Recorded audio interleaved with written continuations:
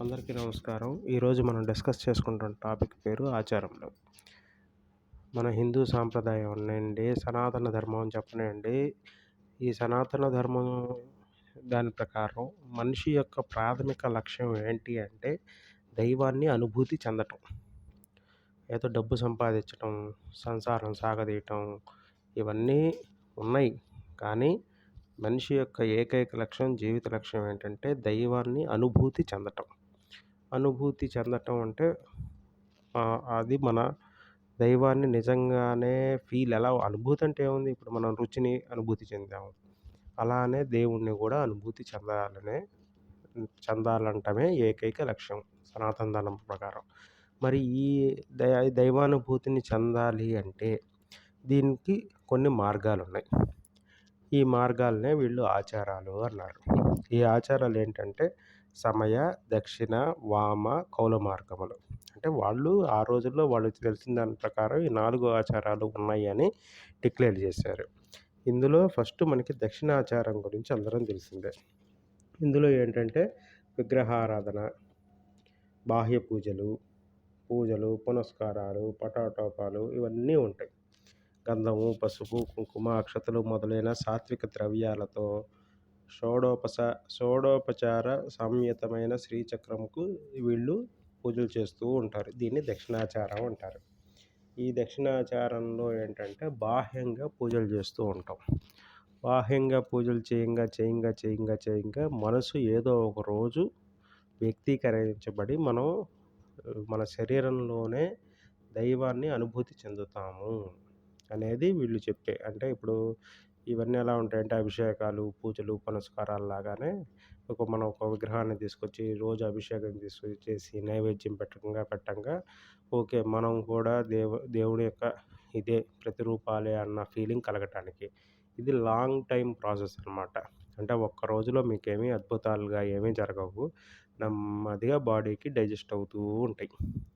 అంటే మనం చేసే యాక్టివిటీ వల్ల మన బ్రెయిన్ యాక్టివిటీ వల్ల మనకి మానసిక ప్రశాంతత రావటం, ప్రశాంతత వచ్చాక ఈ కుళ్ళు, కుతంత్రాలు ఇవన్నీ పోవటం, ఇవన్నీ పోయాక అసలు మనం ఎవరని ఆలోచించుకోవటం, విశ్వంలో ఏముంది, మనం ఏముంది అని ఆలోచించుకోవటం, ఇవన్నీ జరుగుతూ ఉంటాయి. ఇది స్లో ప్రాసెస్, కానీ ఖచ్చితంగా అయితే సేఫ్ ప్రాసెస్. అంటే దీనివల్ల అభిషేకాల వల్ల వాటి వల్ల మనం ఫిజికల్ స్ట్రెయిన్ అయితే అవుతుందేమో కానీ పెద్దగా ఏమీ సైడ్ ఎఫెక్ట్స్ లాగా అయితే ఏమీ ఉండవు. రెండవది వచ్చేసి వామాచారం. వామాచారం వచ్చేసి చాలా కష్టమైందండి. ఇందులో నియమాలు కూడా కష్టంగా ఉంటాయి. ఇందులో ఏంటంటే మద్యపాన సేవనం, స్త్రీ సంగమం, శ్మశానాల్లో పూజలు చేయటం. అంటే మన ఎక్సైట్మెంట్ లెవెల్స్‌ని డే 1లోనే హెవీగా పెంచుకోవటం. ఎక్సైట్మెంట్ లెవెల్స్‌ని ఫుల్లుగా పెంచేసుకున్నాక, మనం ఆ పనులు కొన్నాళ్ళు చేశాక, మనకు ఆటోమేటిక్‌గా ఇప్పుడు మీరు నమ్మినా నమ్మకపోయినా మనం కొన్ని పనులు చేస్తున్నప్పుడు నరాలన్నీ ఉద్రేకంగా పడుంటాయి. అంటే ఈ చెప్పే మధుపానం, స్త్రీ సంగమం చేస్తున్నప్పుడు ఎక్సైట్మెంట్ లెవెల్స్ బాడీలో ఫుల్ లెవెల్‌లో ఉంటాయి. అటువంటి లెవెల్‌లో ఫుల్లుగా దాన్ని యుటిలైజ్ చేసుకున్నాక మనకి శరీరంలోనే ఈ దైవానుభూతి చెందుతూ ఉంటుంది. ఇది ఇది కొద్దిగా మనం అంటే మామూలుగా మనం ఏం చేస్తుంటామంటే ఆ ఎక్సైట్మెంట్‌లో ఆ పనే చేస్తూ ఉంటాం గానీ, దీని గురించి ఆలోచించం గానీ, ఒకసారి ఎందుకు నాకింత ఒళ్ళు ఇంత జలదరిస్తుంది, ఇంత పూనకాలు వచ్చినట్టు లోడింగ్ అయింది అంటే ఏంటి? ఆ పర్టిక్యులర్ టైంలో గనక మనం అలా థింక్ చేయగలిగితే అది గూడా ఒక రకమైన దైవానుభూతే. కాకపోతే ఇది నాట్ ప్రిఫరబుల్. బికాజ్ అంత ఎక్సైట్‌మెంట్‌లో ఉన్నప్పుడు వీట్లి వల్ల సైడ్ ఎఫెక్ట్స్ గూడా హెవీగానే ఉంటాయి. అంటే ఇప్పుడు మనకి స్టెరాయిడ్ తీసుకున్న బాడీ టైప్ అనమాట. అప్పటికప్పుడు ఇన్‌స్టాంట్‌గా ఎనర్జీ వస్తుంది గానీ, దానివల్ల మళ్ళా సైడ్ ఎఫెక్ట్స్ ఉంటాయి ఖచ్చితంగా. ఎందుకంటే దానికి బానిస అయిపోయారనుకోండి, ఇంక దాంట్లో నుంచి బయటికి రాలేరు. So, that kind of activity is not preferable. But కొంతమందైతే సమాజంలో దాన్ని ఆచరించే వాళ్ళు గూడా ఉన్నారు. మూడోదొచ్చేసి సమయాచారం. ఇందులో ఏంటంటే బాహ్యం ఇట్లా శరీరంతో చేసేవి గానీ ఏమి ఉండవు. పూజలు గానీ ఇవన్నీ. కేవలం మానసిక పూజ. మనస్సుతో చేసుకునే పూజనే సమయాచారం అంటాం. ఇందులో మనం ఎటువంటి మనస్సుతోనే అన్నీ చేసుకుంటూ ఉంటాం. అంతేగాని బాహ్యంగా అయితే ఏమీ చేయలేము.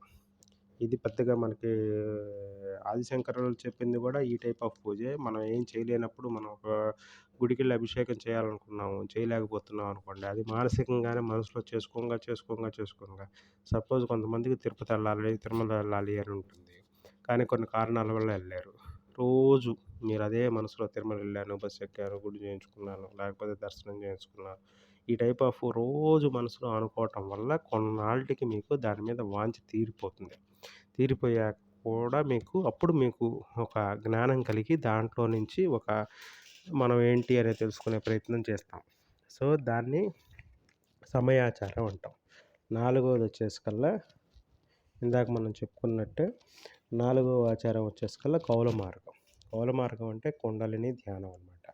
ఈ కుండలిని ధ్యానంలో మనం ప్రాణవాయువు, ప్రాణాయామం, ఈ యోగా ఆసనాలు ఇవన్నీ చేయటం వల్ల ఈ నాడుల్లో ఉన్న ఎనర్జీని మొత్తం కిందనికి, పైకి, కిందకి పంపించటం వల్ల మనకి లోపల ఉన్న ప్రాణశక్తి అనేది ఒక అనుభూతి కలుగుతుంది. ఈ ప్రాణశక్తి అనుభూతి కలిగాక నెమ్మదిగా మనకి దాన్నక్కడితో అంటే ప్రాణశక్తి అనుభూతి కలిగిందని ఆనందం డిక్లేర్ చేసి నలుగురితో పంచుకుంటే ఇంక నువ్వు మామూలోడివి ఒకటే లెక్క. అక్కడితో కూడా ఆపి అసలు ఏంటి ఈ ప్రాణశక్తి? ఎందుకు నాలో కదులుతుంది? దీని తర్వాత ఏంటి? మనం ఎక్కడి నుంచి వచ్చాము? దీనికంతటికి కారణం ఏంటి? అని మనం గనక అన్వేషణ చేసుకుంటూ ఎలిగితే అప్పుడు మనకి ఈ ఈ ప్రాణశక్తి అన్నిటికి మూలం విశ్వశక్తి అని, ఆ విశ్వశక్తే బిందువు అని, ఆ అమ్మవారే లలితా భట్టారకారి అని, ఇంకా ఏవో శైవం అని, శక్తి అని ఇట్లా అన్నీ తెలుస్తా ఉంటాయన్నమాట. సో, ఈ 4 ఆచారాల్లో మనిషి యొక్క లక్ష్యం ఏంటంటే భగవంతుని అనుభూతి చెందటమే. దానికోసమే మన సనాతన ధర్మంలో వివిధ మార్గాలను ఎంచుకున్నారు. ఇక్కడ నేను చెప్పేదేంటంటే మామూలుగా దక్షిణాచారం అందరికీ ప్రిఫరబుల్. వామాచారం మిగతావి మానసిక పూజలు ఇవన్నీ చేయగలుగుతారా అంటే ఇప్పుడున్న పరిస్థితుల్లో చేయలేని పరిస్థితి. సరే ఎవరికి తోచిన మార్గం ఎవరికి వాళ్ళు ఎంచుకొని ఖచ్చితంగా దైవానుభూతి చెందాలని మనస్ఫూర్తిగా కోరుకుంటూ థ్యాంక్ యూ ఫర్ లిజనింగ్.